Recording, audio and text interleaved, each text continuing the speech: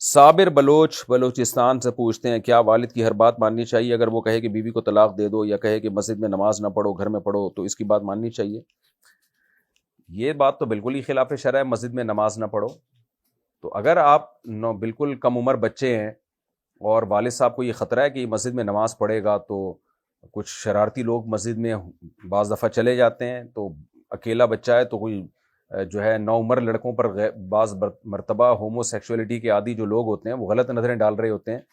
تو ایسی کوئی حفاظت ہے کہ پیش نظر والد اگر کہتے ہیں تو پھر ایک الگ بات ہے، لیکن ایسی صورت میں تو والد کو چاہیے خود جائیں مسجد، نگرانی کریں۔ لیکن عموماً اس طرح مسجدوں میں ہوتا نہیں ہے، اور خاص طور پہ بلوچستان میں تو بڑا غیرت کا ماشاءاللہ الحمدللہ ایک ماحول ہوتا ہے، تو اس لیے والد کا یہ کہنا کہ مسجد میں جماعت سے نماز نہ پڑھو یہ تو خلاف شرع حکم ہے، اس میں تو والد کی اطاعت جائز نہیں ہے۔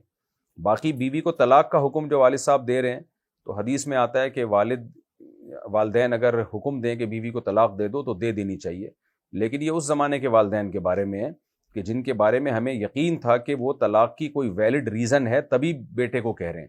آج کے والدین کے بارے میں مجتہدین اور ائمہ اور اسلاف سے یہ منقول ہے، وہ کہتے ہیں کہ نہ، آج کے والدین اگر حکم دیں کہ بیوی کو طلاق دے دو تو صرف والدین کے کہنے پہ نہ دی جائے، بلکہ علماء کے سامنے اپنی بیوی کے حالات رکھے جائیں، جو بھی علاقے کے سمجھدار لوگ ہیں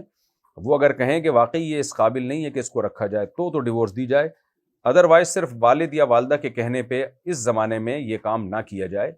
کیونکہ وہ صحابہ کا دور اب نہیں ہے۔ بعض دفعہ والدین کو کچھ ذاتی بغض ہوتا ہے اس سے بلا وجہ کا پھر آپ دیکھیں طلاق کے بعد ہماری سوسائٹی میں لڑکی کی حالت کیا ہوتی ہے۔ صحابہ کے دور میں تو طلاق دی 20 لوگ نکاح کے انتظار میں کھڑے ہوتے تھے، ہماری سوسائٹی میں تو طلاق یافتہ کا کوئی پوچھنے والا ہوتا ہی نہیں ہے، تو اس کو ایسے ہو جاتی ہے جیسے قتل ہی کر دیا آپ نے، بیچاری کا یہ حال ہو جاتا ہے۔ تو اس لیے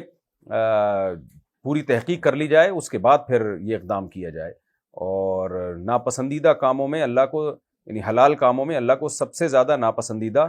حدیث میں آتا ہے طلاق ہے۔